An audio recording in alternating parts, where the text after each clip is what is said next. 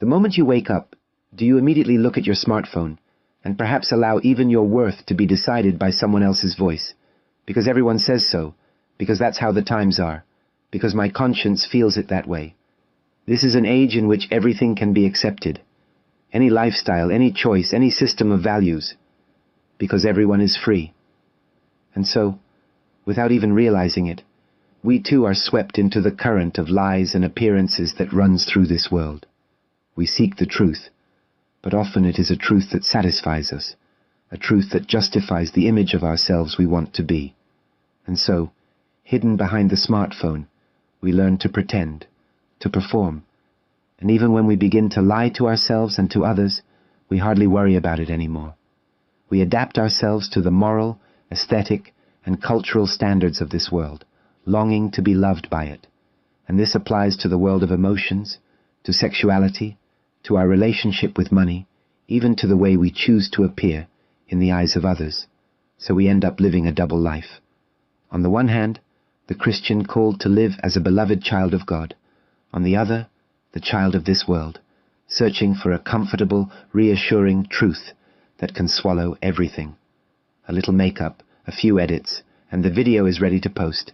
Here is the new me, presentable and lovable. But sooner or later, the cross comes. Problems come, failures come, anxieties come, to shatter this false construction. The cross of Christ, the one thing truly hated and not tolerated by a contemporary society that claims to tolerate everything. Because the cross does not merely comfort us, it exposes the lie that dwells within us, the desire to convince ourselves that we are right, the refusal to forgive those who have wounded us, the claim to rule our lives as if we were God. But that freedom, almost without our noticing, turns into slavery. We become prisoners of other people's opinions, of the atmosphere at work, of family expectations, of social labels. If the truth of Christ feels heavy to us, it is because it shines its light upon the lie and the sin we carry within. But the truth of Christ, He Himself who is truth, is the glory of God, that is, the very weight of God, the imprint of His substance, and like a blazing light, He does not come to condemn us. On the cross, Jesus took upon Himself our pride, our failures, and our fears.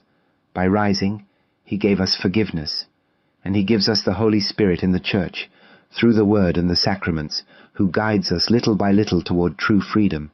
It is not a matter of fleeing from the mud that we are, but of surrendering that mud to the breath of Christ, so that He may shape within us the Son of God in His own image, free from every conditioning, to live in peace against the current, no longer chasing after anything or anyone, because we are already filled with everything necessary to love and to give ourselves, stretching out our arms upon the cross of each day.